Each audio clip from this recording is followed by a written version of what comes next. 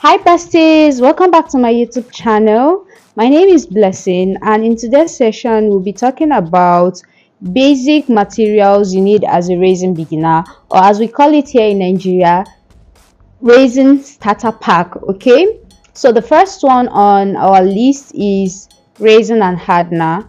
I'm going to briefly explain what raisin is, or where raisin is gotten from. So raisin is a material that is extracted from the secretions of plants and trees.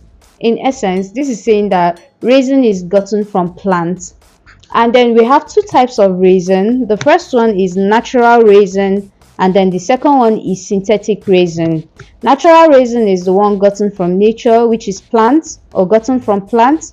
And then the second one, which is synthetic type of raisin, is a type of raisin that is being manufactured or produced in industries. Under synthetic type of raisin, we have other kinds of raisin. We have casting raisin, we have ion exchange raisin, we have epoxy raisin. In today's class, what we'll be talking about is epoxy raisin. So wherever you see epoxy raisin, just know that that is the raisin you're supposed to use as a raisin artist. Okay, and this epoxy raisin now comes in two parts. The first part is part A, which is raisin. The second part is part B, which is hardener. And raisin cannot work without hardener. Hardener is what makes raisin to solidify or to cure. Okay, and hardener without raisin is of no use. This epoxy raisin now comes in three ratios. The first ratio is 1:1. The second ratio is 2:1. The third ratio is 3:1. So I'll briefly explain the ratios now. 1:1 means you're taking equal parts measurement. Whatever measurement you're taking for raisin, that is the same measurement you take for hardener. So it is equal. The raisin and the hardener has to be equal. That's for 1:1. While 2:1 means you're taking 2 parts raisin and 1 part hardener. Here you're dividing. You're taking 2 parts raisin and 1 part hardener. Wow. So that's it for raisin for today. The next one on our list is our silicone mold. So silicone molds are these silicone rubbers we use for our production. Silicone molds comes in different shapes and size depending on what you want. We also have colors. So under colors, we have solid pigments, we have pigment paste, we have alcohol ink, we have metallic alcohol ink, we have metallic powder, we have mica powder, we have chunky glitters, we have fine glitters, we have foil flakes, we have foil sheet, and so on. So whichever you want to work with, it's actually your choice. And then next on our list is the boring tool. So we use the boring tool in smoothing the rough edges of our work. So after production, you realize that the edge of your work is either so rough or very sharp. So you use the boring tool on it to make it look smooth and clean. Then next on our list is our protective gear. The first one is gloves. You need gloves to protect your hands because epoxy resin is toxic and it can actually irritate the skin. Okay, if your skin is very sensitive, with or without a sensitive skin, wear a glove, okay, during production, please. Then the next is apron. So we wear apron to protect our body. If you do not have an apron, you can actually use any shirt you're no longer wearing out, okay, for your project. The next one is respiratory nose masks.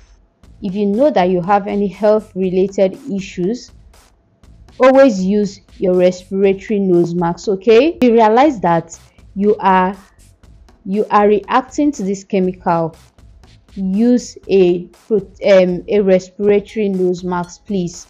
So this respiratory nose mask It's not the regular type of nose mask we use. Oh, those ones they use in factories. That's what I'm talking about. Okay. Also, if your environment is not properly ventilated, you need a respiratory nose mask, please. And the last one is our goggles. You need goggles to protect your eyes. We use alcohol spray and cotton wool to clean our silicone molds properly before production.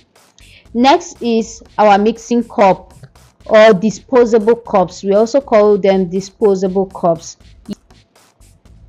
You all know what a disposable cup is. So we use disposable cup in mixing our chemical.